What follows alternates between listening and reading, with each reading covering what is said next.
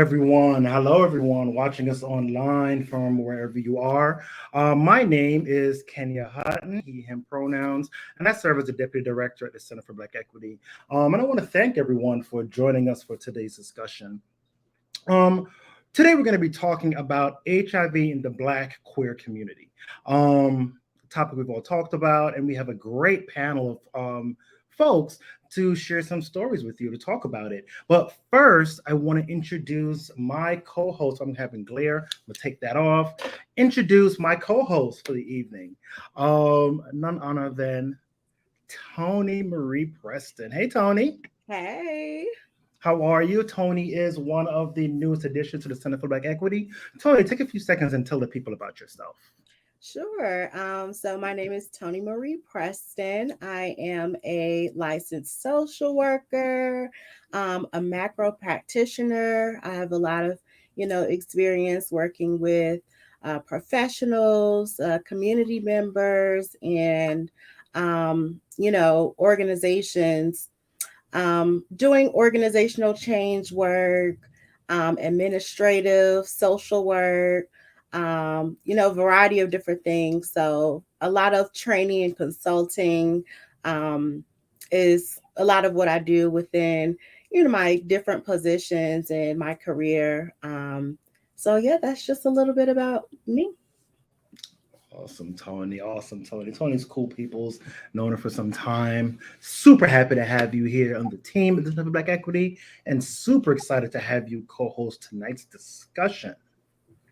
So I know people aren't logging on to hear me and you talk all night. So I'm going to go ahead and bring on our panelists. I'm going to start off first with Mr. Marvell Terry. Hey, Marvell. Hey, how are you? Good. How are you? Well, I'm well. Tell the people a little bit about yourself. Good. Okay. Wow. My name is Marvell L. Terry II. I am the Senior Program Manager at H United, which is headquartered in Washington, D.C.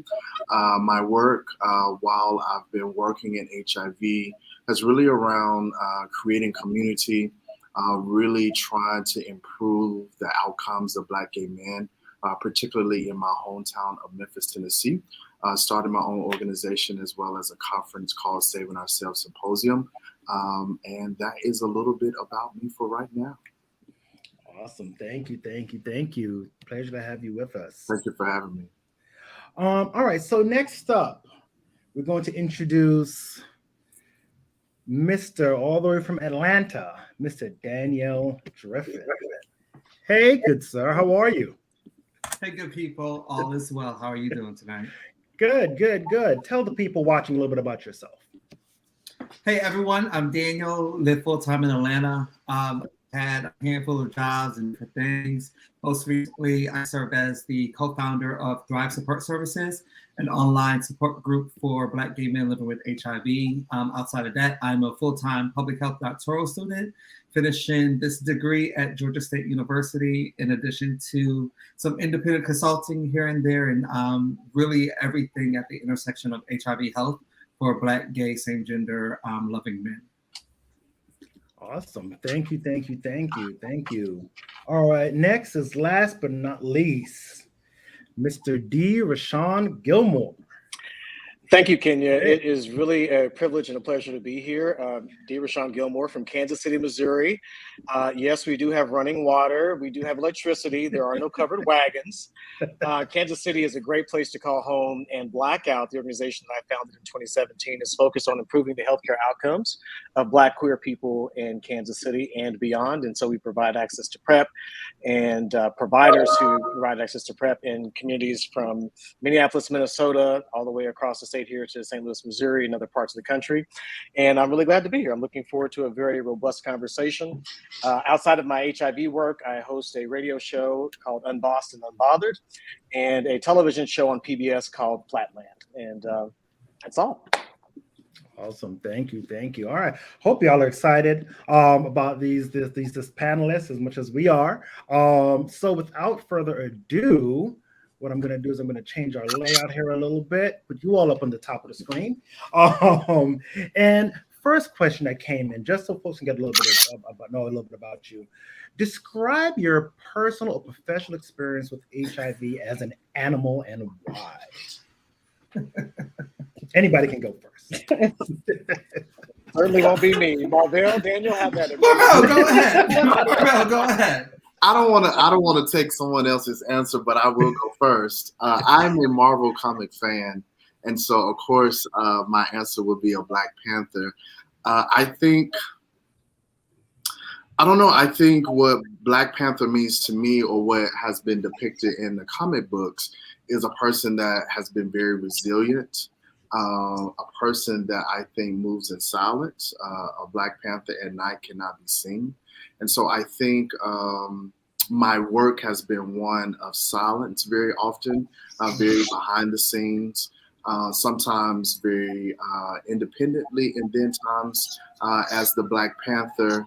And the role is very collaborative with the other Marvel comics. So I'm thinking of the animal, but also this comic book character as well. So for me, it's Black Panther. Awesome, thank you. All right, who wants to go next? We'll send it to Kansas City. Go ahead.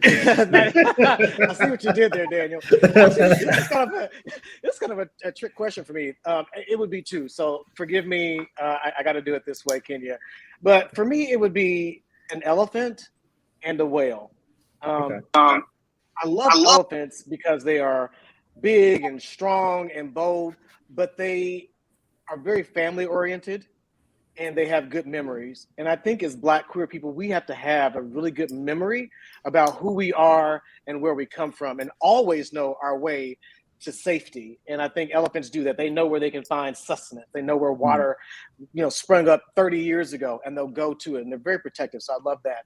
And whales, because they are the biggest creatures on the entire planet, like the blue whale, but very docile. And they live off of krill. And I like that sometimes focused on doing this, looking at the small things, consuming the small things that make a bigger picture. So I'll leave it at that. Awesome, thank you. I think I'm gonna round up the answer, and I'll just say old pack mule, honey. I think a pack mule. Old pack mule. Mm-hmm. Why? Why? Baby, because a mule's gonna get the job done. It's the hard work. It's the toiling the soil in the middle of the night, is pulling the wagon with old rickety will and knot. So I would do old mule, honey. She'll get the job done. She'll get the job. I know that's right. I love it. Mm-hmm. All right. Also, people that are watching, everyone that's watching, feel free to, if you have comments, questions, feel free to drop it in the comment box. We'll pipe them in for our panelists tonight to answer, laugh. So yeah, let's make this interactive. All right, so we're going to shoot at the next question. What is the single most important thing you can tell someone about HIV? I think for me, what quickly comes to mind is, and I think as public health practitioners, whatever platform that we're on, whether it is Facebook, Twitter, Instagram, or even Jack, I think we have an opportunity to come in contact with people who are newly diagnosed. And one thing that I often always say is that this is not a death sentence. I think it's so simple, but I think those few words, for me as a person who got into care with a CD4 of 2, I think I needed to know that this was not the end of my life, and no one told me that. And so I think easily I would quickly say this is not a death sentence.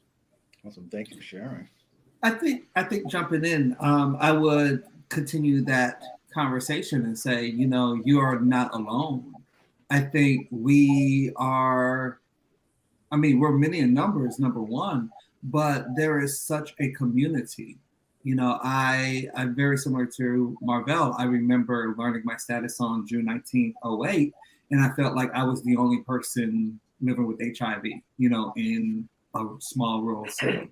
But I think over time, from getting into the Public Health Inc. and HIV Inc., I realized our community is far in numbers and more powerful than we are told.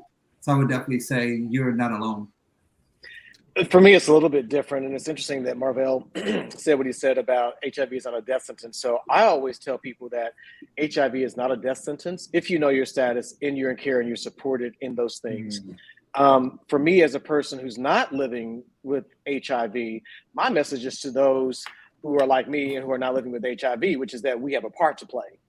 It's not their issue over there. It's not some other thing that's disconnected from me. No, we have a part to play, not just in supporting, but also in terms of dealing with stigma, our own internalized stigma, but also at the social and community level as well. So for me, it really is that we have a part to play. It is not that our brothers and sisters are left on their own to struggle through how to figure out how to live with this illness, with this disease, with this virus. It's up to us to support them in that. Thank you all for sharing. All right, we saw Halima said amen to your comments. Hey, Halima. Actually, not Halima. All right, so next question. So the next question is, how can addressing discrimination, sexism, and racism in the healthcare system contribute to ending the U.S. HIV epidemic? How long is this webinar? We got some time. I mean, I'm going to dive right in. Listen, I'm going to get really passionate about this. I think that, we in this country, we always want to move past dealing with racism. And I always tell people, you can't give cough drops for lung cancer, right? At some point, we have to move beyond treating the symptoms and get to the core of the problem. You still need treatment. You still need a lung transplant or chemo or whatever it's going to be. And I think we keep trying to dance around. Now, Black folks aren't. We get tired of dealing with it. But many in the majority community, they do like to dance around it, or they approach it with these sort of kid gloves where they want to do the things that don't feel disruptive to them. They don't feel uncomfortable for them. But we have to target it, because I don't care if you're talking about Black maternal health and Black infant mortality, or if we're talking about HIV, diabetes, heart disease, it affects us on every level. And just really briefly, a few years ago, Blackout, the way we started was we didn't just launch out there and just say we're going to start testing and doing programs. We started with a partnership with the University of Missouri, Kansas City School of Medicine. And we did a community health needs assessment where we did an IRB approved study to actually understand what our community was saying. Mm-hmm. One of the things that we found was that on every single metric of health in this country, every single one, Black men, and in particular, Black same-gender loving men, were the worst. So it wasn't just that we had diabetes, it would be diabetes and you have a comorbidity with perhaps HIV or high blood pressure, hypertension, and some other things. So for me, dealing with these health inequities is so crucial to us just being alive. And with that, I'll say. Thank you. Yeah, I mean, I think racism is, it's no one is minimum people are doing work to dismantle racism, especially when we think about healthcare. Racism presents as one of the ultimate barriers, and I think when we think about the fact that it ties into every other sector and every other piece of living, so until we truly get at the crux of that, we will continue to see the disparities. Will we get to the end of the U.S. HIV epidemic? Yes, and white folks and maybe folks who do not identify or empathize with a skin color like me, or from the zip codes that I've lived in. No, we will not see the end of it until we, systematically dismantle the practices in how racism touch every piece of health and every piece of living. Yeah, I think as both of them were talking, I was thinking about people who are differently abled, people who might be in wheelchairs, or people who might be deaf or blind. How are we making our clinics and community-based organizations accessible? How are we making our strategies and our testing and access to testing accessible? And so for me, yes, I think it's easier for us to look at sexism and racism. But when we talk about discrimination, for me, it's diving a little bit deeper, that we're leaving certain communities out of this conversation because we don't recognize in our own abilities how privileged we are.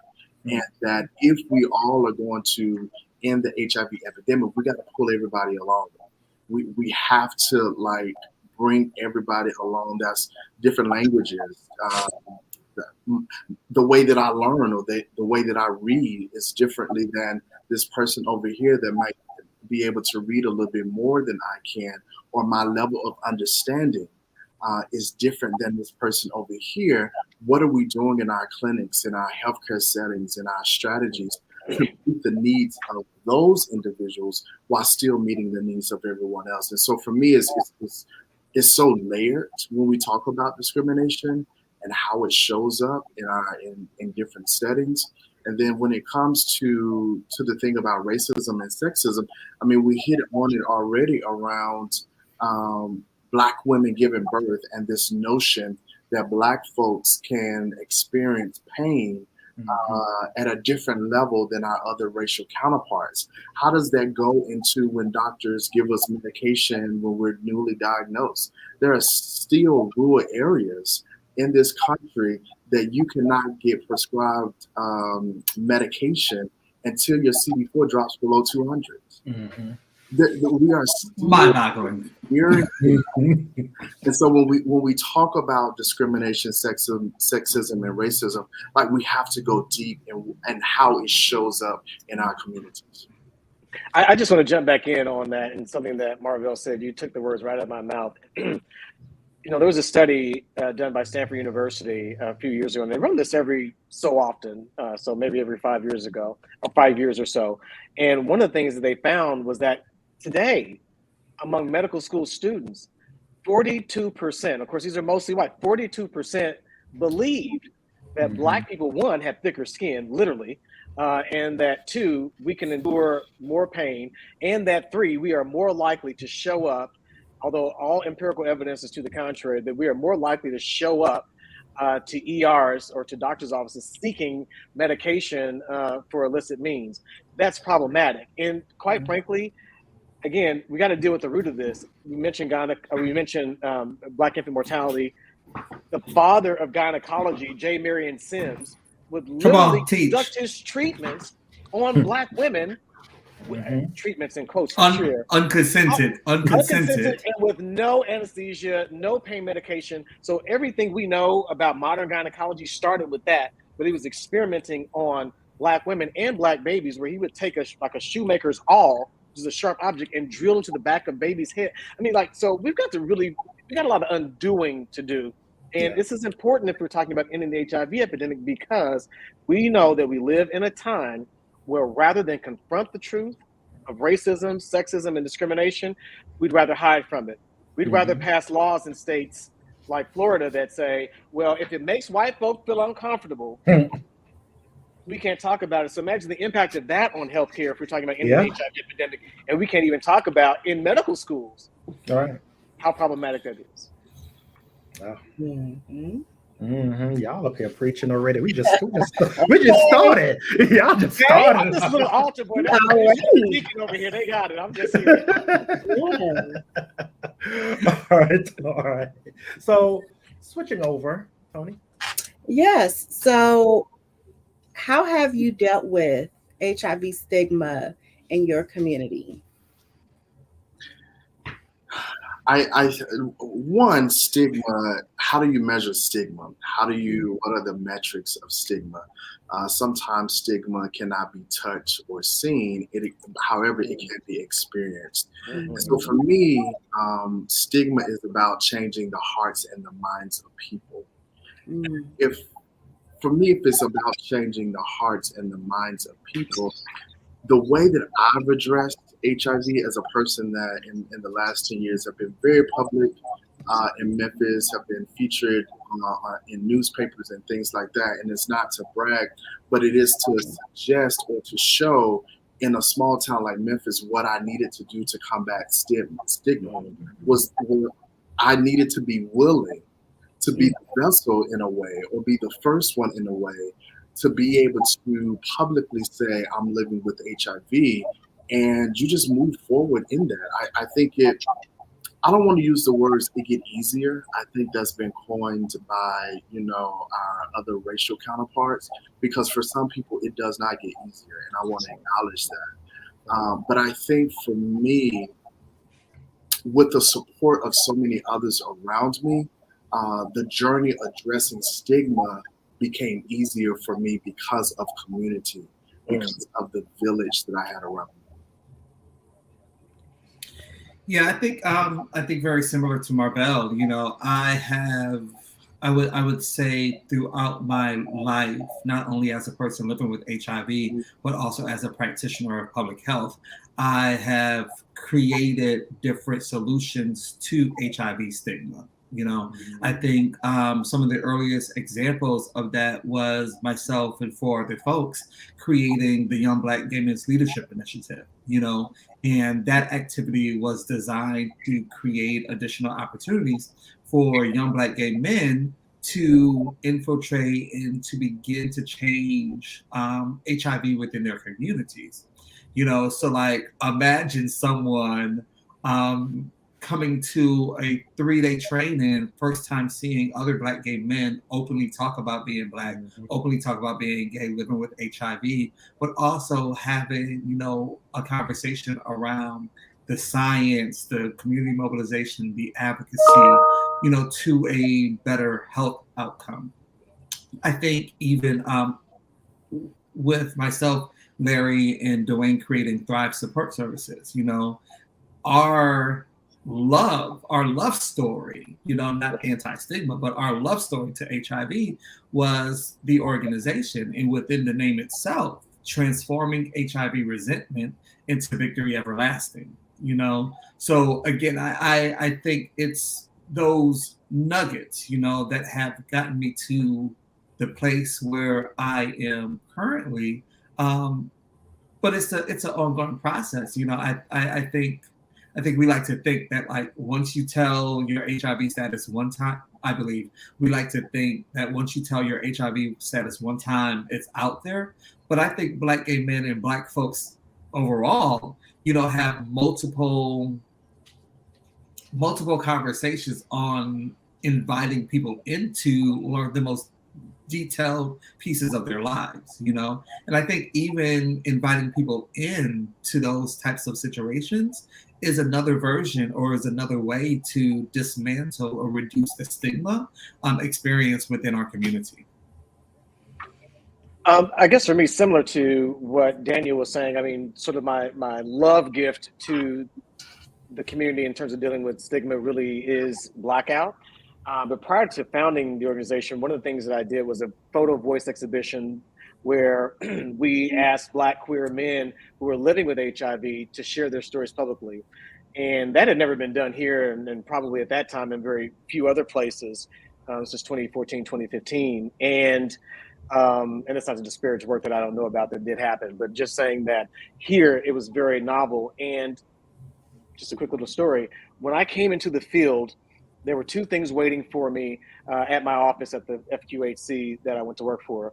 One was a bag of dicks, so a bunch of dildos and demonstrators. And then the other thing was a pamphlet that literally said, and let me set it up for you. So there was supposed to be like a street Black dude. So he's got a wife beater on and his hat is cocked ace deuce to the side and saggy jeans. And there's a girl with him and she got the biggest hoop earrings you've ever seen, like an elephant could jump through them. And she had on a wife beater too. And the caption on the copy above both of them was, quote, "Don't get caught slipping in your pimping." And I remember thinking to myself, who the fuck greenlit this, number one? And who the fuck would I ever give this to? Who would I ever hand this out to? Okay, you probably know him, Daniel. You probably know where the bones are buried. It was just ridiculous. And so I remember going, again, I didn't come from the HIV field when they called me in. I was like, I'll do it for a year. I'll try it out. And so I said, listen, there's got to be a way we can bring people from our own community and highlight their stories. And so we did that. But I bring that up for this reason to say this. My interest was not in educating the stigmatizer. My goal was to empower those who are being stigmatized. And so my approach is a little bit different in that regard, because I feel like a lot of times what I hear from my friends and our members, we don't call them clients, they're members, they own Blackout as theirs. I feel like a lot of times it's a struggle for visibility, a struggle for their humanity to be accepted and recognized. And so for me, I would rather empower and support them than trying to convince you that what you think is fucked up and wrong. I promise I'm gonna say the F word again, because that's like 3 or 4 times, but that's just not my goal. So I really want to focus on empowering those who are on the receiving end of the stigma of whatever kind versus those who are the ones who are hurling the insults or causing the problem. I think also when we think about stigma, we make the onus on that particular community. For instance, we make people living with HIV or communities impacted by HIV the most, Black gay men, Black trans women.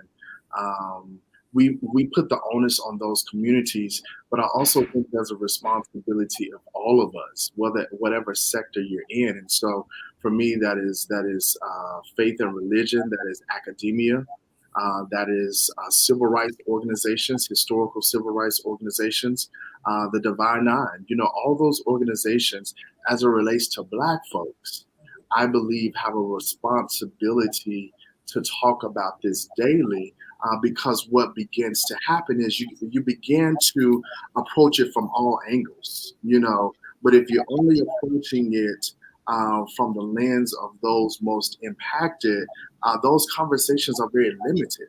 And it should be a challenging of all sectors that Black folks have an opportunity, historically Black colleges and universities, all sectors that we talk about and talk to. I think it's a responsibility of all of us. Again, it goes back to this village concept, is that yes, I can create as much stuff as I can create and as I can dream. But my dreams of erasing stigma in my community will only be activated with the village.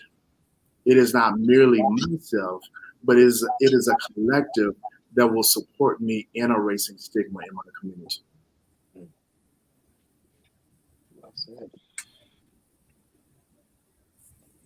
You're muted. I can't hear you.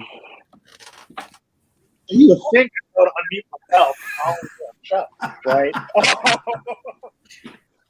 But all right, so we got a message here from Sheldon. I was so caught into y'all I forgot. All right, so Sheldon says it's not just medical students. Nursing, the largest healthcare workforce is 80% plus white and complicit in supporting health inequities. We're going to talk about that in a little bit, Sheldon. That sounds like Sheldon needs to be making some more pipelines for the little Black gay boys who want to be a nurse. Okay, not challenging him or nothing, but he knows some people at the education places that can create these types of pipelines for the people. They gonna need a little college room to live in and a little food voucher too. But I feel like you know who Sheldon was. But I think also as we talk about the nursing and the healthcare field, there's another area that I don't think we address, and those are individuals working to be lawyers.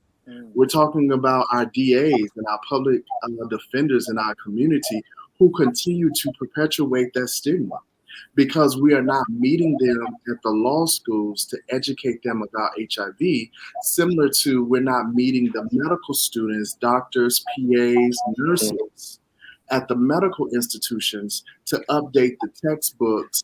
And just like the insurance industry, that for some insurance carriers, you still have to pay everything within 6 months because they believe that you're still going to die within 6 months. And so it is a multi-pronged, multi-level, multi-approach when we talk about addressing stigma in our community.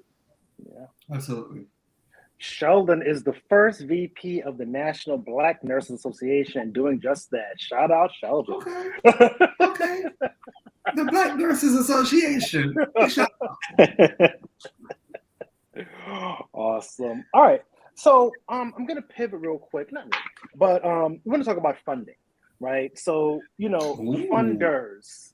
We all work for organizations. We all know about funding, right? Funders from time to time shift their priorities, right? And what that ultimately does is forces community-based organizations to shift their focus to those priority communities, right? So my question to you all is, do you think that's a good strategy for ending the HIV epidemic by moving? Hell no. I do finish my question. I'm sorry, I waited as long as I could, friend.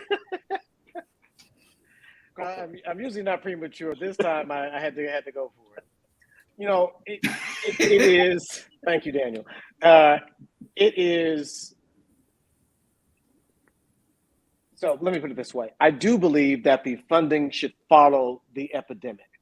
Okay. However, where we run into a problem is there are so many groups and individuals who have a legacy role in receiving money on our behalf that when we come to the table and we stand up on our own and we're saying, we don't need you to give us crumbs, we'd like a slice of the pie, then they are very, very reluctant to do that because they feel threatened. And I'll speak in very, clear terms about what we experienced here in Kansas City. In fact, I'll give you a recent example. Just recently, Blackout had to tell a funder, as the Kansas City Health Department, I don't have a problem naming them, that no, thank you, we don't want the money. So we actually pulled out of an Ending the Epidemic program, funding program here. Now, again, we're a small nonprofit. We're just, I think, we'll hit 1.2, 1.3 million in terms of what we've raised in 2021, but that's very small. That's very small. And so for us to turn down money because they want either control over us, for me, that means that's the tail wagging the dog, not the other way around. And I think it's really dangerous if we are not at the forefront, not just we Blackout, but we as Black queer people, Black people generally who are dealing with it, we have to be at the forefront of setting the agenda. And so when funders have their shifting priorities and they leave us out, I say to us, to my own organization, my own staff, my own board, we have a responsibility to make sure that the work that we are doing is sustainable. And that means not being entirely dependent on these funders in their changing and shifting priorities. And a lot of times it's that they want to give money to the groups they're comfortable with because they really just want to get it out the door, feel good about it, check that box and move on. I'll say more later, but I don't want to dominate. I want my friends to share their thoughts and experiences. Marvell, you want to go first? Because I know y'all been through some stuff and some things. So I wear many hats in this conversation because I am a funder, intermediary funder with AIDS United, with the Southern HIV Impact Fund and I-Forward. And I never want an organization to shift their priorities to apply for funding. However, I think all of our goals should be ending the HIV epidemic. And so how you choose to do that does not need to change for me looking at your application. And so I empower organizations to stick to what you know you do. Like if your mission was to address poverty, which is a byproduct of HIV, one of the many factors, then continue to address poverty with the outcome of you aiding in helping in the HIV epidemic. I do, as an individual that's part of community, I do think that we have a responsibility to address funders, and we don't.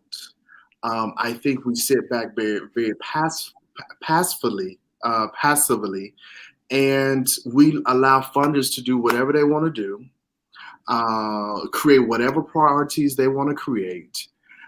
And then what begins to happen is for those organizations that have the amazing grant writers and often white-led, what I need to do to qualify for this grant is get one Black gay man as a frontline worker, or to get a Black trans woman as a frontline worker, and I qualify to apply for this grant, or I think I qualify for this grant. And we don't address funders, but also funders, we don't do further interrogation of what is true in community.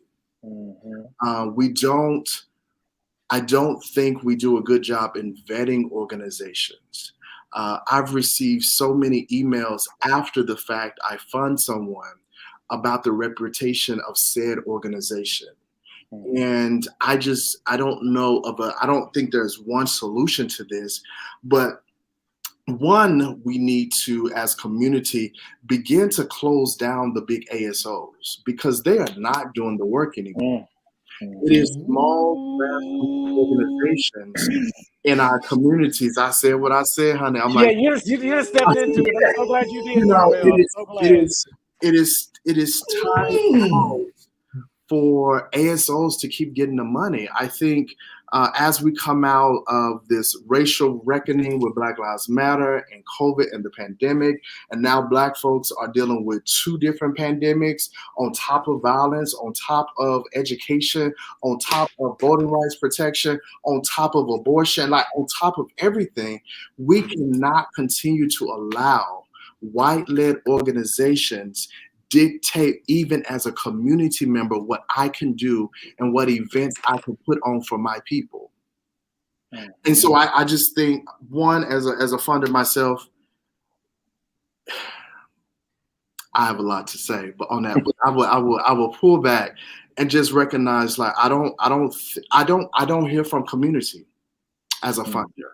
No one addresses me or challenges me on the type of funding that I'm making or the decisions that I'm making. And I welcome those challenges. But instead of having conversations, I think we become, rightfully so, very combative because the money is getting slim. HIV money is not as plentiful as it used to be. And the challenge for our organizations is we have been told for so long that we cannot be innovative, that when it is time to be innovative, we don't know how to do it anymore. We know how to copy and paste and do the same thing over and over. And I'm going to change this to meet your priorities. But I call back innovation. Like, let us be creative in our work. Black folks are innovative. We are creative. We are creatives. We involve arts and culture. And our funding opportunities are not presenting that. They're presenting test, treat, diagnose, link. But we're so much more than this 4-step process that we must begin to engage funders on setting those priorities for my community. I'll stop. Oh, I just need your cash app so I can send my offering, Marvell. Okay. Daniel, anything you want to join? Oh, go ahead. Well, I was hoping Daniel had something. Okay, so Marvell I'm almost reluctant to even say anything because it was just so well said. But I just as one of the pieces, for those of you who are founders who are in leadership at these Black-led CBOs or smaller ASOs, my granny used to always tell us, all money ain't good money. Say it again. Say it again. Say it one more time. Ain't good money. All money ain't good money. And here's the thing. We have, and maybe it's just by virtue of some of the personalities that are involved in Black Hat, myself and some of our board members, but we've entered more into partnerships with funders. And that's not an easy thing to do because it usually is, we're the funder. A wealthy friend of mine once said to me, do you know the golden rule? I said, well, yeah, of course I know the golden rule. Do unto others as you would have them do unto you. And she said, yes, that is the golden rule. Now let me teach you another. This is an older, very wealthy white woman. She said, the other golden rule is, he who has the gold makes the rules. And the only time that changes is when you stand up for yourself and you say, we're not going to do it this way. And most of us don't even realize the power that we have because they know they need to reach us. They know they want to reach us, but only we can reach us the way we can reach us. But we just abdicate our responsibility or abdicate our power because we feel like, well, they're the funder, they know best. And back to what Marvell said, innovation. We have to be creative, and we can think of other different ways and means of sustaining ourselves that don't require us, frankly, to be on the teat of big philanthropy and the philanthropic industrial complex. We can feed ourselves. And if you've ever been poor, and I certainly know I have been much of my life, if you've ever been poor, you know how to be creative. You have to survive. And we need to tap back into that, to Marvell's point. I agree. No, it's not a good strategy. Changing every 3 years will not get us to the end of this epidemic. Yeah. And one example for me, I know, Kenya, you're a garçon, and what I've recently seen probably in the last 5 to 7 years is funders get into the ballroom community and dilute what ballroom was really meant to be. And that is because, one, funders know we need the money. I'm talking as an individual now. Like, they know community need the money. They know that we can do this work, but money helps us expand our territory. It helps us get more resources. And what I feel funders have done to the ballroom community and other segments of the community, even pageants, is begin to dilute the culture. That now I'm going to test everybody that comes in and make it a big testing event. And I know people might agree, but I don't think testing should be at all of our events. Like, we're more than just testing. If we're going to do testing, where's the cholesterol testing? Where's other assessments, medical assessments that can be coupled with HIV testing? If we recognize, yes, I'm a Black gay man, but I also got a lot of other medical issues that is in my family and that I have to deal with. And I just wish funders give folks the money and allow them to do what they need to do with the money. I think in the same breath, and I think some of us started saying this probably in 2017, merge, grow, or go. And I think it's a real conversation that not only aid service organizations or community-based organizations must have, but I think even initiatives. I think we really have to sit down and have some brave conversations. Like, why are you in this? Are you truly in this to get to the end, or is it ego? Or is it job? I'll be the one. I'll be the one to say it, But it's not enough people to be tested, okay?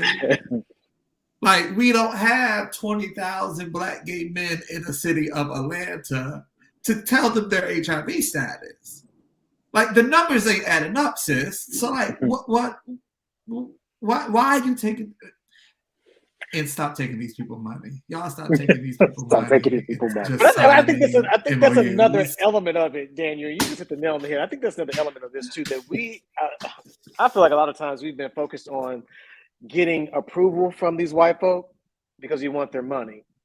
And so we twist and contort ourselves to meet these needs, kind of back to that other question. And that for me is very problematic. And we've invited them in. They didn't just show up at ballroom. We were like, oh, look at what we got over here. Oh, we'll give you some money for that. And we just threw open the doors. And as we know, colonizers come to colonize. They come to stay. But you can't be mad at the thief that you invited into your house. And I'm not saying that we should have taken that money, but we should have done it with some strings attached. We can do a lot of things, no strings attached. That is not one of them, because what happens is they take over. And then they take credit. And then it gets, the beautiful word you use, Marvell, it gets diluted. And all of that in the name of, we got $5,000. Well, let me just tell you something. The picture you took with that funder and your little $5,000 check is worth $500,000 to them. Really? Yes. Yeah. They get to market that around and say, look what we did for the little Negroes, little queer Negroes. You see what I'm saying? So we've got a part to play in that too. Owning our own identity, owning our own culture, and not just giving it away to everybody. Can my last thing is Yeah, this was a good one. We can go on this one for a minute. This is a good one. Because I think it's such a robust conversation because it's a power dynamic that is in play. And we have to dismantle racism even in a philanthropic space. There's bias, there's racism in the philanthropic space, and we have to work to dismantle that as well because Black Lives Matter even in that space as well. But what I wanted to say from our perspective is, I want to tell my little darlings, everyone does not need an organization. Everyone does not need a 501c3. There are many opportunities to merge and to support other entities. But when we begin to just up and take initiatives and make them organizations, we then begin to compete amongst ourselves. And it makes it harder for funders to... That is not to say that if you want to create an organization, but let it be well thought out. Like, let it have intention. Let it be able to stand, and not just because you want to host a house party. That can be an initiative of another organization, but we must really, really critically think in 2022, do we need to begin to start new organizations, get brick and mortar in the age of a pandemic that has shown us that virtual works?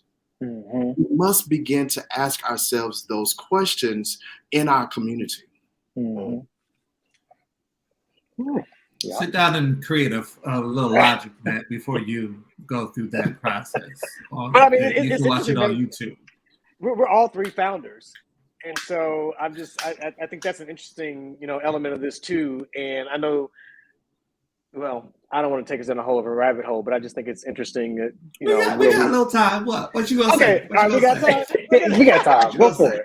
Well, I guess part of nothing is gonna get me in trouble with either one of you because I love you, I respect you too much. But so Marvell, you started SOS. I mean, as a conference, which I thought was amazing. But you came to a point where you're like, you know what? I'm ready to hand this off. And Daniel, you co-founded Thrive SS in Atlanta, and you're not as engaged. And even I look at my work with Blackout right now. I'm here today, and I think that in Kansas City, at least, we feel a unique role that nobody else is or is able to. So I'm working through that. But the truth of the matter is, I am prepared at any given time. Like, I'm not synonymous with Blackout. Like, that's not my identity as a human being. And if there comes a time where I feel like we can't do the work well, or that somebody can do the work better, then it is time, as Daniel said, to have that conversation about merge, grow, or go. So what is it that allowed both of you, I'm curious, to say, you know what, I want to have a different relationship to the work, to the organization that I started, that sort of thing? I think for me, around SOS and the Red Door Foundation, particularly SOS was the most visible of the two. And I hope that we talk about mental health at some point on this conversation, and I'm going to invoke it now. One, I needed to address my own relationship with mental health and the years of working in community in a silo and what that did to me as a Black person living with HIV that is gay in a southern city that I know all people experience, but kind of being the first really did a wear and tear on me that I needed to begin to address some things in my life. But the second piece that added to the wear and tear of me mentally and physically was funders.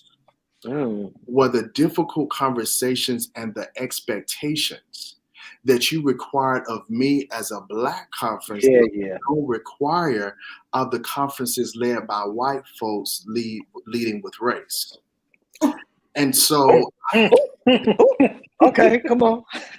By the way, Marvell, I call that the racism of low expectations, where they require so much more of us because they expect so little of us. Yeah. And so for me, I felt that me handing this baby off to a much larger organization or entity, they could deal with the everyday back and forth of the funders when I could not, still linking people into care and jumping on calls with funders in the middle of the day, and they want all these expectations, but you only giving me a little piece of the pie when you fund this conference over here and your funding takes care of it 100%. And the money that they get in for registration is going in their bank account, in their pocket. There's never been a time that I ended my conference with extra. I've always had to make up the difference with my conference because the funders expected so much but gave so little. And so for me, that was the reason that I decided to make a real personal decision that this is not the journey that I want to do for the rest of my life with that. And so for me, it was my mental health, and two, the exhaustion that I felt from so much expectation from funders. Yeah. Wow. I think for me, it was definitely expanding my education and realizing that I truly like the infancy and childhood years of an organization. Yeah, that's good. Yeah. Okay. So like all of our organizations have a lifespan. I firmly believe that. I think being able to come in from a baseline and creating ultimately the benchmarks that you will measure yourself on, that's exciting for me, right? And I think I did that, and I think ultimately I had additional, I want to do that on a bigger scale, So also, being able to give yourself the time, give myself, and that goes back to mental health. Also, Marvell, thank you. Y'all are some difficult people to work with. I know we don't like to say it. Niggas and flies. But you... Okay, I do the slide. Niggas, the boy like flies. Niggas will wear you out, huh? In the game ones especially. They got a gift. I love y'all. Lord knows I do. But to do that to do like linkage, like real linkage, and not just sending someone off with a piece of paper, but to fight weekly with the director of programs and services, to fight with your HIV director at the state level weekly, like that is burdensome, right? And I also realized, girl, you just need to go someplace and sit down, It is peaceful, hunt. My skin is glowing. I mean, you drink water, still looking for a man, but, hey, I'm swiping right on the Tinder. But though I wanted to do other things. So, yeah. Thank you. Pardon me if I seem distracted. I'm just typing my letter of resignation to my board right now. Because listen. Some of you are watching this. I think, and I don't want to veer off, Kenya. I apologize. No, I'm following you. Go ahead, please. With the deaths of so many individuals, so many by suicide in the last 2 weeks alone. Yeah. The week alone, Miss USA jumping from a building, and it's not to reenact or sensationalize it, but to state reality. That I think as folks that's working on behalf of folks, we do a terrible. I can tell you how to take care of yourself, but I am challenged, and I'm in therapy and all that things. I am challenged on how does Marvell take care of Marvell? And I think we're tasked with, we never approach frontline workers that are testing in clubs every night with a mental health day. Yeah. Or the mental health, the HIV tester that has linked 5 of his friends in 5 days into care. We never sit down with that person and say, hey, I acknowledge what you've been doing. That's the first thing. Like, I acknowledge how this can be challenging for you. Take off today or do what you need to do to take care of yourself. And I think I hope that as we move forward, that we prioritize our mental health just as much as we prioritize ending the HIV epidemic. That our organizations prioritize. Sorry for my background. Someone break it in? No, they're motorcycles. No. That we begin to prioritize in our organizations, just as we're trying to meet quotas around how many people we test to diagnose and link. That I hope that we too prioritize self-care and HIV. I mean, our self-care and our mental health. You just hit on something. We had our weekly team meeting today, and not knowing this would come up, one of the things I said to my team is I think that we think we're doing self-care, and what we're really doing is aftercare. And that point that Marvell just made about it's tough to test your friends and then having to say, you know what, your test is reactive, and so now this is what's about to happen. Like this is how this looks. That's tough. And to do it over and over again. Because, I would say to the white case managers, HIV case managers would be so upset. Well, why are they, interacting with you and they're not interacting with me? I said, because at 5 o'clock you go home. You don't give a fuck no more. Right. These are the same people that I'm either friends with, sleeping with, going to community church with, see them at the store, see them at the club. They date my friends. That we're family. We grew up in the same life. So I don't get that shut off. And because we don't have that, our self-care becomes all the more important. I see you, Daniel, and I know you can relate, my friend. Like that kind of thing is so critical to me, but we're doing aftercare. So let me just offer to you all what I am working on. Now listen, I always tell people, I don't believe in practicing what I preach. That's too high a threshold. I will preach to you what I'm practicing because that's the shit I'm actually doing. I am challenging myself and my team to do just what Marvell said. Take time. If there are big things or if there are small things, don't save up all your PTO waiting for that big vacation at the end of the year. Use it. I insist that they use it, or I just send them home. Like, you have to use your PTO, number one. And number two, if there are small things you can do that bring you joy. For me, and maybe this is just part of being a Black man in America, washing my car is part of my self-care. That is therapy for me. It helps me feel good. It can be big things or small things, but we have to do the things that care for ourselves in advance of feeling that we're empty, broken, and discarded. I mean, I all of those things, yes, and I think of the fact that, the first person I provided an HIV test to back in 2009, it was reactive. Okay, and he was and it was a Black gay man in Dillon, South Carolina. And I think I was probably leaving a position with UConn, and I was like, why don't I like testing? And I was like, oh, because I didn't receive what I needed to receive when someone told me that I was preliminary positive.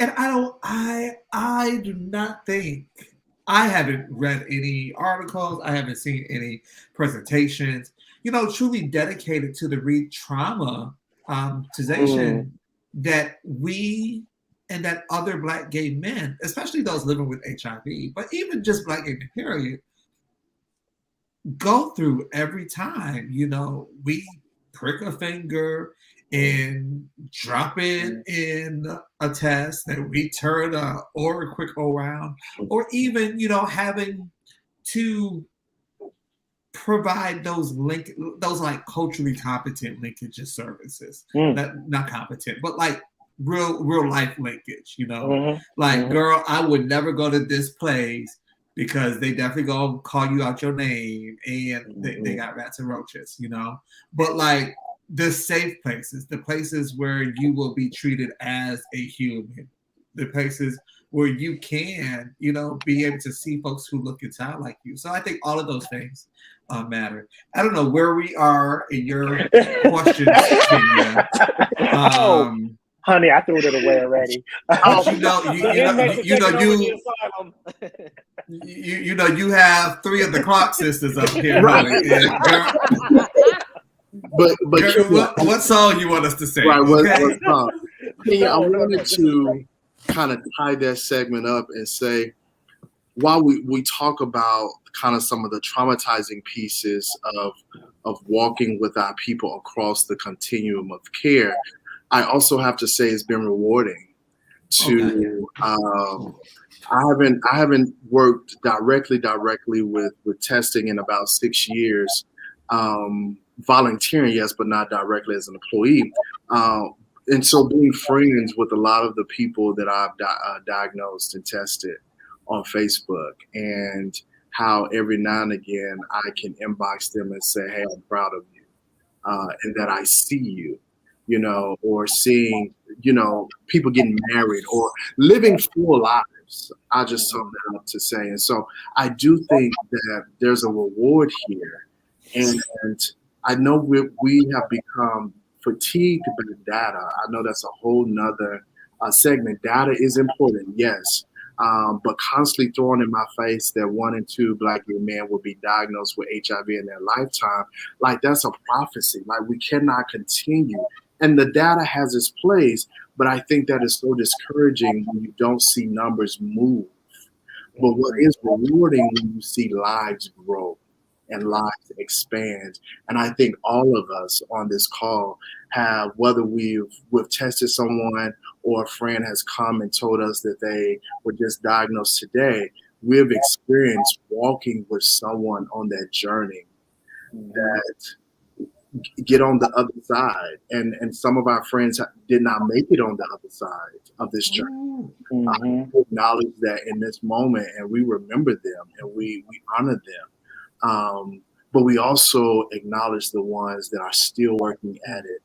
And there's a great reward to this journey, that you get to see people be whole. It's beautiful. Thank you. Yes. Oh. For you. Thank you for showing. I think I think this happened maybe 2 years ago, maybe 2.5, 3 years ago, because we've been sitting in the house for 2 years. So 3 years ago, Marvell and I literally was in my car heading to get at the crossroad. At the crossroad. And I don't even know what it was. But something just came into the car, honey, okay? And we literally just had to pull over in Hateville, okay? Right behind the airport, child. It just sit and meditate for a little while to pull ourselves back together, because it like this shit is hard as the fuck, okay? Yeah. And I don't think please don't get in my inbox, y'all. How Whoopi Goldberg say, don't start writing me and texting me. But it's so few places where folks like this, folks like you know, people who are in the chat, where they can truly get into a safety like cocoon and just like let some of this shit off, you know. But I mean, I think we have to figure out additional ways to do that. You know, if that is leaving this shit at home and just, you know, going hiking, if that is just sitting on each other's couches, you know. I mean, I think we just have to find additional mechanisms and additional ways to support those types of things for us. Thank you. Thank you all. Thank you all for this. Like, I don't even know where I'm at on my questions. I had more to say, but I was like, I'm not going to do this to Kenya. I'm going to let Kenya get it back on track. I'm so organized, and I'm sitting on my hands literally, Kenya. No, but this is great. This is great. You know, one thing I firmly believe in, sometimes you have to let the spirit move. And there was a reason for this conversation to come up. So thank you, Marvell, for like leading the congregation down this path. Because it was needed, and you know, someone out here benefited from this conversation. Yeah, I as a person of faith, I think I don't want to use the word preach because that's associated with a particular faith, but we begin to proclaim what we're pouring out ourselves. Mm-hmm. So I offer myself, as I've done with stigma and my HIV status, and that's to say, like, mental health is a journey for all of us that we try to grab by the horns, and some days we are successful and some days we are not, but we're here, as Celie said, on The Color Purple, and to acknowledge that we all are here. And if you're listening to this and you're watching this, that you're present. And you may not be fully present, but you're present. And as we come out, hopefully, of this pandemic and begin to address other pandemics in our lives, we have to, I believe, create more spaces in public health to talk about our mental health, where we are with our mental health, and also how do we like to engage in intimacy and passion.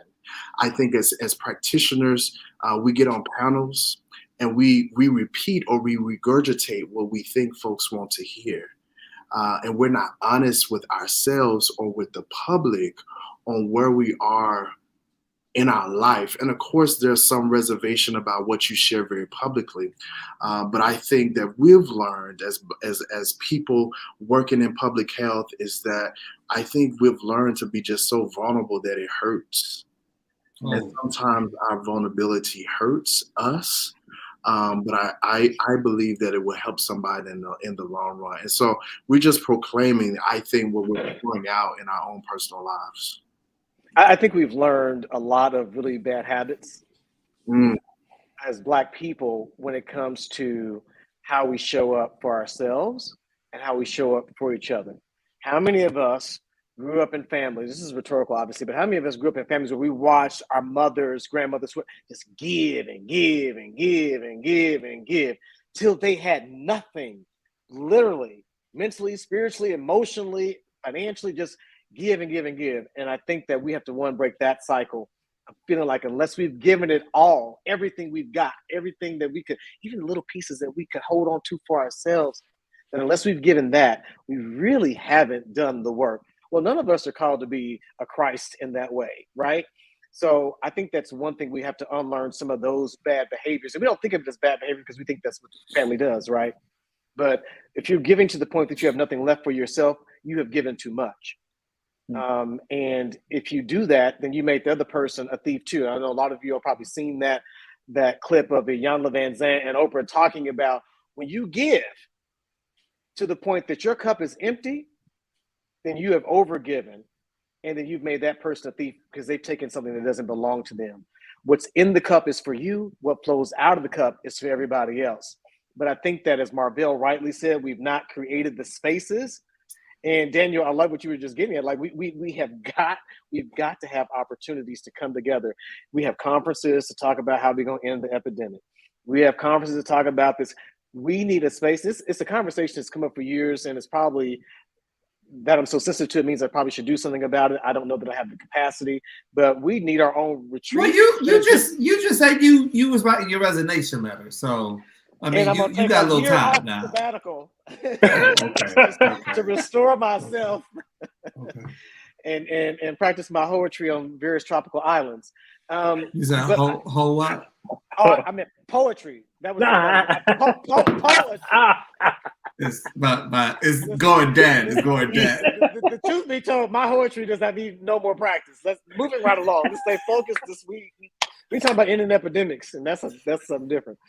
I do want to share something very transparently. I shared this with some colleagues recently. I want to share it with all of you because we were talking about really being open about where we are in the mental health struggles.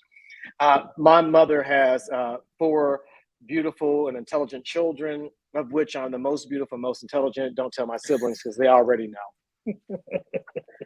My mom knows that of all of her children, my dad is an early morning person. My mom is, my siblings are.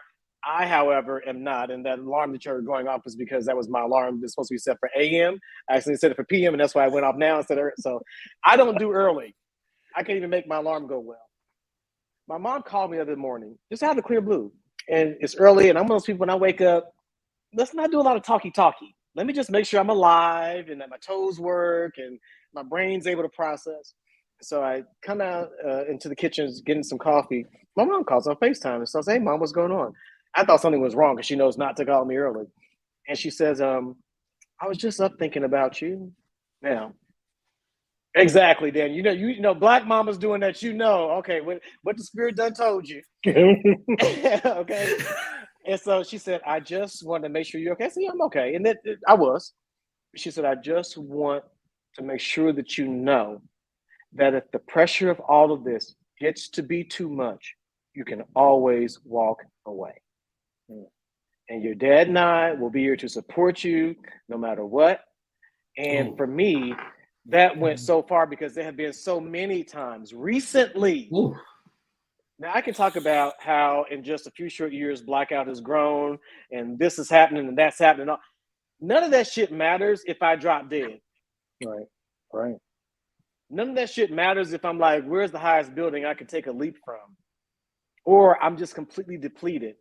And so my message is this: stop before life, through whatever method, situation, whatever, stops you. Because the people that are around you are worried and concerned. They see it. And so I've had to learn how to demonstrate better for my own team and my own family that I can put my self-care first. And my new thing, and y'all can have this, is here's what I say now: I'm not willing to cut off my arm to give anybody a hand. Not a lover, not a brother, I'm not going to take whole chunks out of me, leaving me empty, parts of me that I need, just because I didn't sign up for that. And in this community work that we do, in this HIV work that we do, it can feel that way. And for me, I'm going to give as much as I can give, but I'm not giving everything I got. Not in that way. Thank you. Thank you all for this segment. This has been, This we're gonna take this to a whole nother discussion somewhere in the future. I think it's needed. I want to pop in real quick and ask you all about PrEP, injectable PrEP, and injectable HIV treatment. I know, Daniel, you talk about it often on your social media, right? So I want to ask the panel, what is your thoughts? I'm so caught off. I'm reading and I didn't put it on the screen. Can you explain your perspective of the development of injectable PrEP and treatment options, potential impact on HIV? Yeah, I think for me, especially, and I'll start with PrEP first. So I think for me, the biggest thing is ensuring we are not left behind. Oral PrEP has been approved by FDA, for going on 10 years in June. The FDA approved it back in 2012. And we still see less than, 4% of those taking oral daily PrEP are Black men, let alone Black gay men, or Black MSM. So I would definitely say, yes, I think I think the mechanism is there, and I think it can highly change, where we are going when we think about HIV infections. But I think we cannot be left behind. I think in the conversation of treatment, it's the same thing, because again, like when we first saw protease inhibitors roll out on the market, girl, we were the last ones in line too. So I definitely think, especially when you start looking at adherence issues across different transient populations in different sections of our community, I definitely think the injectable option could be potentially a gold standard. But I think us, the folks on this call, the folks who are in the comment box, we have to ensure that the least of us will not be left behind. Thank you. I think that injectable PrEP is one of several important modalities, treatment delivery modalities, and I think that we need to have as many options as possible. We have developed we hope to build nationally, but a proprietary PrEP adherence intervention program.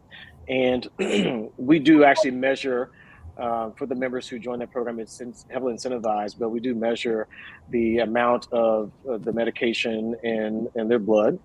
And we do that on a quarterly basis, and allows us to really examine if they're being adherent, and not for the purpose of, raking them over the coals about it if they're not, but for the purpose of helping to triage situations if they're struggling, and providing them empowerment coaches that we use as peers. I'm saying that to say that I do think that injectable PrEP is going to be an important element for our community. But like everything else, we still have major hurdles to overcome in terms of education, in terms of access, and to Daniel's point, to make sure that we aren't left behind.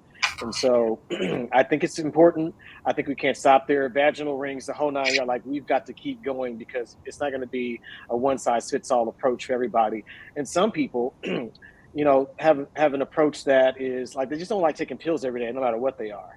Mm-hmm. And for some people, getting a shot once a month is probably going to be the best thing for them. But for other people, they don't want to deal with needles. They don't want to deal with shots. Give me that. Just let me take it every day. I don't want to do PrEP 2-1-1. Just let me take it like I take everything else I got to take, and I'll be okay. Similarly, on the HIV treatment side of things. But I think part of the problem is we keep coming up with stuff from the scientific sector, and we think, oh, here's the cure-all. This is the panacea. And it's not any one tool. It's going to have to be the whole toolbox. And I think we've got to continue to remember that. I think for me, I look at it from a policy perspective. I don't want this, as Dr. Fields mentioned, to be a case of the have and the have-nots, accessibility. We need to begin now to look at insurance companies that will approve this, and so I don't want it to be classes to the point that, this group of folks can access this and I cannot because I don't have health insurance, or my health insurance carrier will not approve this. And I believe that is what we want to create, is different classes of people that still got to take the pill, because my insurance company, if I have insurance, will not approve it just yet, or my Ryan White will not allow me to do. That's for treatment, but for PrEP, if the services that I engage in will not approve it, then it's going to be a case of the have and the have-nots. And I don't want to begin to create those classes systems within our communities, particularly Black folks, around this life-saving tool. Well, and the other side of that, you go, Daniel. Go ahead. I love a man that lets me go first. I think that you better stop. Delta got like 2 more flights. Delta got 2 more flights to Kansas City. Don't play these games. Don't play these games. Really, this is not my fault. It's Kenya's fault, because in the green room, Kenya said, "Oh, this is just, let the Lord use you, basically. Say what's on your mind." And here I am. Tony, you heard him. Tony, you heard him say it. Don't play these games. Just don't tell Earl. I don't want Earl mad at me. Go ahead. My whole family lives in Atlanta. I'll just come see you, friend. Listen, the truth of the matter is that between insurance companies and big pharma, so the pharmaceutical companies have a huge role to play in this too, not just in the development of these medications and these breakthrough delivery modalities. They have a role to play in making sure that the access is there too. And so I'm going to pick on Gilead because they have their advancing access program. It's a third-party program, but they have theirs and they have their constraints around that. But the truth of the matter is this, that they have made it very difficult for organizations. Is somebody from Gilead on here? Because I don't mind saying this to the face. Okay. All right. You on the road now, honey. Go ahead. I'm all for it. Why y'all turn your cameras off like y'all ain't here? No, I feel this. You don't speak for us, Mr. Gilead. Right here. Girl. On that train now, honey. You might as well go. Well, I'm not here to booty shine and step and fetch for Gilead or any other Aviv or anybody else, and they are a funder of ours. But what happens is when they decide that, I don't want to go to a whole political thing around 340B and that sort of thing. But what I'm saying is, Marvell mentioned about insurance, but then when you have, Gilead decides, we're not going to reimburse at the level that we should, because that's what gives us a lot of freedom of movement to do things that we need to do the way that we need to do them, that aren't constricted based on what some funder says it has to be. That's where we get to innovate how we achieve healthcare access, which is the whole purpose of the 340B program, to expand access to care. And so I think these pharmaceutical companies have a huge role to play. They are not being held to account because they write too many people checks and people don't want to upset them. Period, point blank. And we have got to get past the point of feeling like Big Pharma is Big Daddy, and we don't want to do anything to upset Big Daddy because then Big Daddy won't write us no checks. Well, if Big Daddy wants to make his money, he's going to have to sell some drugs. And if he's not able to reach the communities that we're able to reach, then we have a conversation that is this. If you want to reach our communities, if you want our help in doing that, this is how it needs to look. These are the terms of engagement. And if you're operating outside of that, fine, you might fund somebody else. Good fucking luck getting the kind of return on your funding that you want to get. We've got to stop. I'm sorry, let me calm down. We've got to stop allowing the tail to wag the dog. That's my point. We've got to stop allowing the tail to wag the dog. And I'll just put it this way. Marvell talked about being earlier, sort of being kind of like invisible, like stealth mode, basically. And for a long time, I was in that space and Blackout was in that space, but I was more concerned about the foundation of the house that we were in and putting food on the table and making sure that there was a roof that didn't leak and love in the house. A lot of these funders just want to drive by and say, oh, look, we put pretty yellow flowers in Blackout's front yard. Well, bitch, pretty yellow flowers ain't saving nobody's life. They're cute, they're nice, they smell good, we all like them, great. But we have a responsibility to ensure that we are taking care of the foundations of our organizations and the foundations of our communities and making sure that we are not opening the door for the fox to come into the hen house just because they got a big check. That is not sufficient in my mind to want to engage a funder. You can write me a check, but I'm not gonna, now don't get me wrong, yes, we have deliverables, but that's a negotiation in my mind. That's a negotiation. I'm not just signing up for you to tell me what to do. Okay, I'll stop.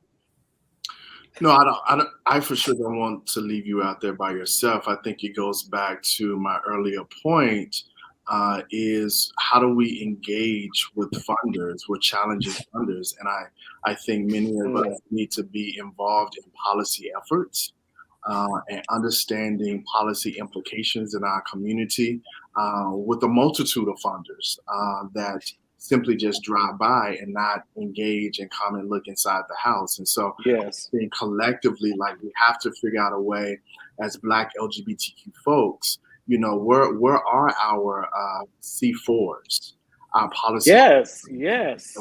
Where are we building that infrastructure to not only address this with funders, this policy thing, but where are we endorsing candidates, you know, when it comes to elections? Where are we with fighting for voter rights protection? Like that should be an interest of ours.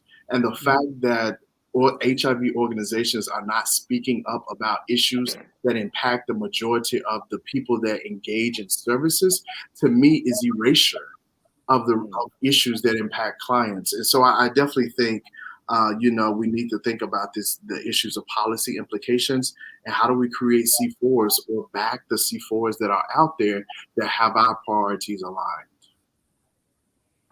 I will just offer this, Marvell. That's something that we've been talking about here, and we're just going for it. I mean, there need to be multiple ones, and we would hopefully be one of many, you know. But I think you're right. We absolutely and showing our power,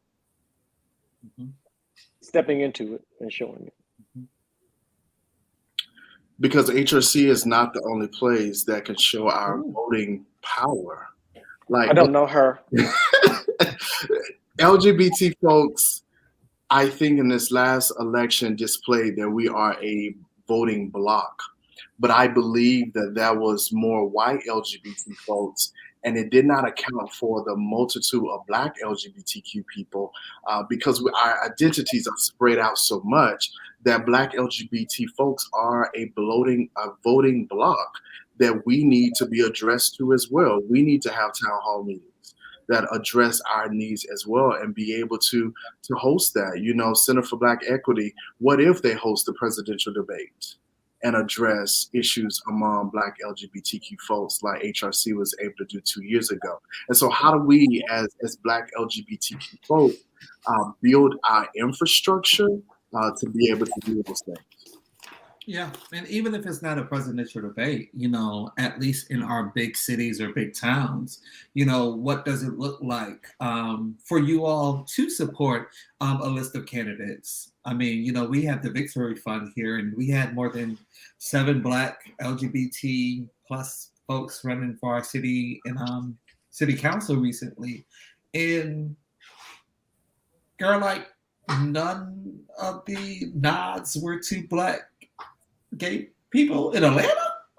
Okay, you know, so more is needed. More is needed. And just a teaching lesson. I recognize that most of the prides are attached to a 501c3. If you're a 501c3, you cannot endorse. You cannot a candidate, but you can. That's why we need those C4s, though, like you said. Right, you need C4s, but there is something you can do as a nonprofit, and that is host a bipartisan debate. Mm-hmm. You know, make sure you invite all of the candidates and not necessarily endorse one particular one, but allow them to come into your space and talk openly about their particular issues. But I wanted to, a lot of nonprofits don't understand that they cannot endorse. And so just wanted to make that clear. Thank you. Thank you. All right. So I'm glad you all went on the topic of politics. The next question that we actually had was, what's on the horizon for HIV activism, policy, and healthcare? Maybe I don't know. Maybe I don't know. I don't know. Where do y'all sit? What do y'all see from where y'all sit? What's on the horizon for HIV activism, policy, healthcare? I think it's B43. I think it's one. I think ensuring that all communities have access to injectable whatever it is, whether it's PrEP or treatment.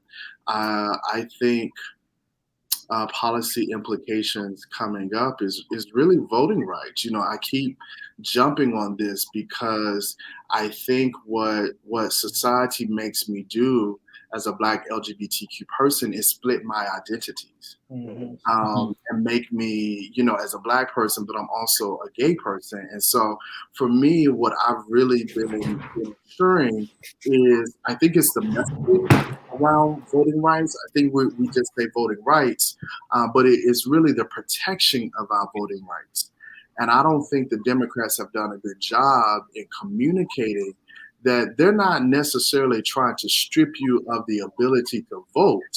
They're trying to strip you of the many methods that we use to vote as Black folks, whether that is all souls to the polls, whether that is our names and how we sign our names. When my granddaddy only knew his initials, my grandfather did not know his whole name, his full name. It is down to making sure your last name matches, and so not giving folks food in line. And you look at diabetes and many of the health issues people have, and so for me, I think we need to do a better job and a more unified effort around voting protection to ensure, because if we are not able to vote, we're not able to put a progressive DA in our community. And if we're not able to elect a progressive DA, then criminalization is up, and the ways in which they criminalize people living with HIV. And so it's a flow for me that I don't think that we're connecting those particular things. And so that's what I see. Thank you. This is a tough question because none of us has a crystal ball.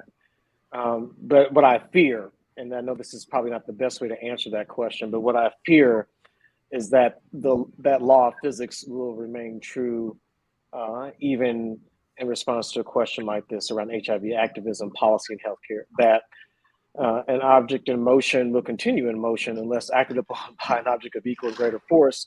That to say that unless something truly does change, the trajectory is already, as you know, we said earlier, it's almost, you know, written in the stars, if you will.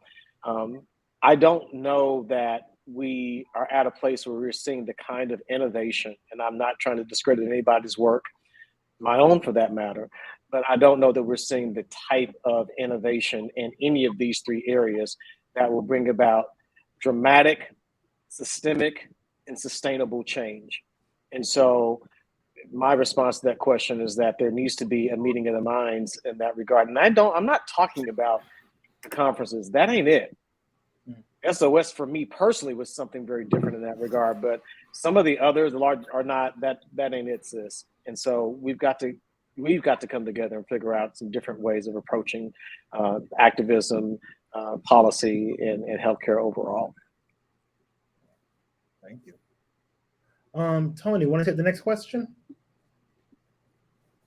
Sure. So, who do you consider a trailblazer in the conversation on HIV and the Black LGBTQIA plus community? Daniel and Marvell. You at blah. Listen, I mean that with all sincerity. Honestly, when I came into this field, I didn't know anything other than that I cared, right? Mm-hmm. And I looked at people like Daniel and Marvell and so many others. I don't want to start naming all the names of all the guys. Right. But these two are here, and so I'm going to acknowledge present company. But really, sometimes you don't feel like a trailblazer when you're just doing what you feel you called to do. Right. And you're just playing your part. But you are, and you have been. And the reason why I know that you're trailblazers is because I'm following your path. So I have my own experience in that regard. And I don't say that to be flattering or in any way patronizing. I mean that with all sincerity. There are a lot of names that could be named, and I'm not going to try to do that. But I just want to say that while I'm here with these two men, I appreciate you both, the work that you've done, the heart and the soul that you've given. It has made a difference in my life and in my work. And so because you're here, you're two of the however many might be out there. I know I can point to these two, and I mean that with all sincerity. I appreciate that for sure. I think for me, it is a person that I don't believe we honored enough while they were alive, and we for sure have not done enough honoring them when they passed. Is Ron Simmons? Yes. I think while we were giving flowers to Larry Kramer and a lot of the other people that passed around that time, I think Ron Simmons has not been honored. I think just by himself, he needs to have a gala where we come together and honor his work and what he did. And so for me, I think a trailblazer is Dr. Ron Simmons, who is now deceased, died during COVID. But definitely one of the trailblazers, if not across this country, definitely in Washington, D.C. Absolutely. I would, I think it's two people that come to mind instantly.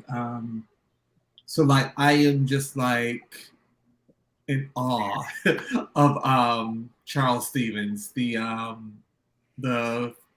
founder of the Counter Narrative Project, or CNP. I think the way Charles' brain put things together, it's just out there, and I think we do not have enough space or truly have the conversations that we should have around that. I think the second person, and it's just, I love them specifically, but I think it's something that they did within the body of work that they were doing, and that is to Marvell. Later on within the SOS symposium, Marvell started to honor our moms, right? And the first award was to his mother prior to transition. The second award went to my mom, and just thinking of, and I know there's countless moms, there's countless aunties, there's countless cousins, there's countless Black women who hold roles within Black gay men lives that, just cannot be enumerated. But I definitely do not think we do not take the time to say thank you to the women holding those spaces in our lives. You know, I think it is. I think it's something invaluable within that space. You know, and I think if we know anything, you know how frail time is.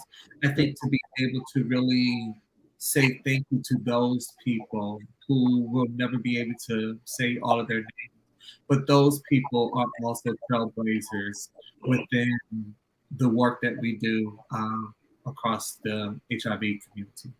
Yeah, I would just briefly add that I think, and this is a group that Marvell mentioned earlier, I think some of the realest trailblazers are the people who are on the ground doing the work every single day. Yeah. I mean, in a real and meaningful way, they are out there, they're doing the testing, they're delivering results, they're helping folks get linked to care or return to care, or getting them access to healthcare, not just to PrEP, but also to PrEP. I think those people are trailblazers because it's just not easy work. It's not the emotional and mental toll, the social. There's a social toll. There's a social sacrifice that comes with doing this work. And those trailblazers definitely deserve recognition as well.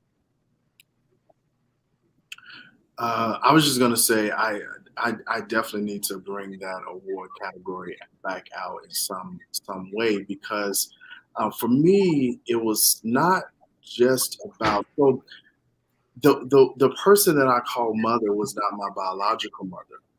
And so I began to think about us in the gay community and how we just adopt our own mothers, whether it's gay families, bald families, and things like that. And I thought of a way, what great compassion it is to love a child that is not your own, that you did not birth, but you have helped grow up and help produce. And so I even in this moment, I recognize that, you know, some people have a very complicated relationship with their mothers, and I acknowledge that. But for me, it's not just about biological mothers. I think for those that do have good relationships with their biological mothers, you know, kudos. But I think it's about community mothers, and that community mother that takes care of all of us, or that ballroom mother that ensures people are fed and have children across this country. I think we have to figure out a way to continue to honor those mothers, and that just reignited something that I need to continue to do. Awesome. All right. So when all is said and done, what do you want said about your work when the end of the HIV epidemic is described in future textbooks? What do you want said about your work? About you? You know, I answered this question how Maya Angelou told Oprah on one of her interviews. I think the legacy of our work is for others to answer. I don't think we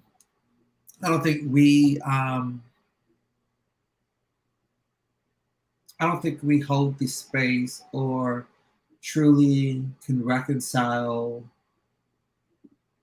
the people and the lives that we've touched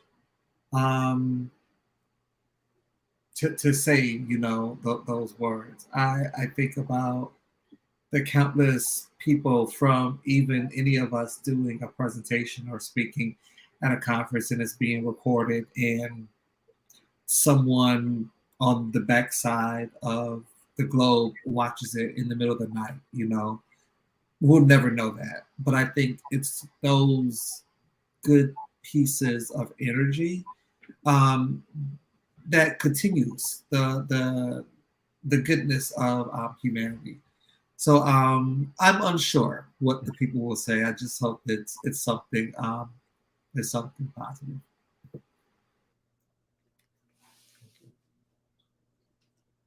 Marvell, Rashaan? You know, I think that is. I think it's hard to think about because we don't think about our own immortality. And I think we think about that we're invincible and that we physically are going to live forever. I think our spirits, live, but physically we're going to live forever. For me, on this particular assignment, because I think that there will be many chapters in my life, but when we talk about HIV, I would love for it to be said that he operated from a space of high vulnerability, and that while this work was hard work, it was definitely work from his heart. I just transparency is my thing, and I think without us being honest with people, we will never be able to leave a legacy to even for folks to say anything. And so I love documentaries, I love bios, and it's for me, it's the story that is not told that I go looking for. And so I hope that someone goes looking for the story that is not told in my life than what is always visible about my life. I don't know. That's a tough question. And I'm not trying to be self-deprecating or any of that. I hope that when it's all said and done, somebody will say that the work I've done mattered, and then that it made a difference, and that which remains is still making a difference in a material, positive, affirmative way in the lives of people, especially those people who are most often looked over or left out. If that's said of me, somebody feels like I've had that level of influence or impact on their life, then it will all have been worth it. Yeah, I think that's it. Thank you all. Whew, this has been an interesting evening. This is not how we thought it was going to go, but I think this is how it was supposed to go. So thank you all. Thank you all. So for closing remarks, what's one thing you guys want to share with anybody who's watching this now or sometime in the future? I can be found on Jacked and Grinder under the name. I'm just kidding. I'm not either. Just kidding. Just kidding. What's the name? I'm looking you up. Is it Grinder? Is that on the App Store? It's on your phone. Don't play. You tried it. I'm a holy woman now. I got the Audible. I got the Audible. Can I send a message on Audible? Yeah. Oh, sorry, what was the question? So I will go. I think for me it is one. I'll just say, I currently have a funding opportunity out around technology and infrastructure. Yes. The deadline closes this Thursday at 5:00 p.m. It's for Southern states as identified by the CDC.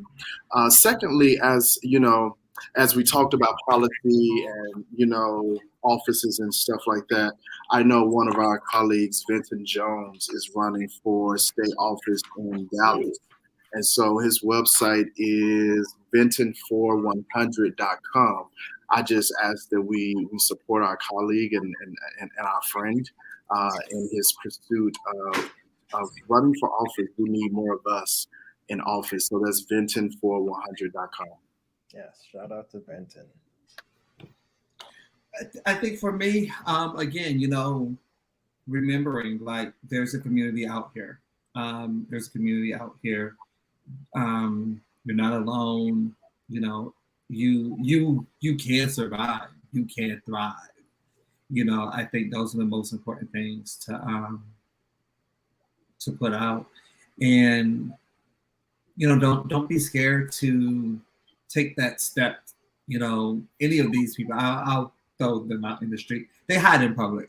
And most of the people that's also in the comment section, they hide in public. And these are community workers. These are the people who've been creating solutions from the get-go, specifically for folks who look like us, sound like us, and from the places that we are.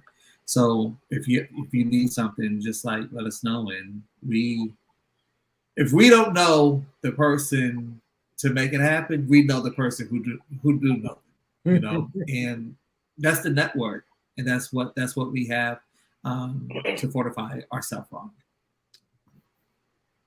Well, again, yeah, we're over by 45 minutes, and I would have stayed here for another. Are you serious? Yeah.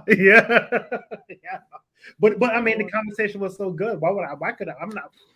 Someone needed to hear everything that was being said, so I got to thank each of you so much for taking time out your evening and spending the evening with us here at the Center for Black Equity for this conversation. Yeah. This is something we're going to be doing for the rest of the year, right? At least once a month, we're going to be having these conversations.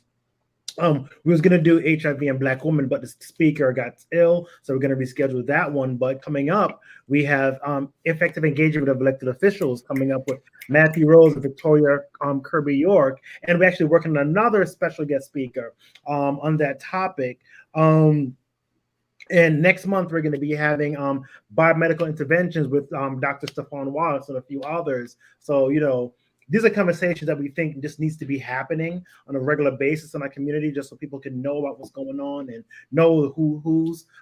So we're going to try our best to get this out there and reach everybody. If you're in the DC area, the Capitol Ballroom Council is hosting the Brunch and Babes Part 2.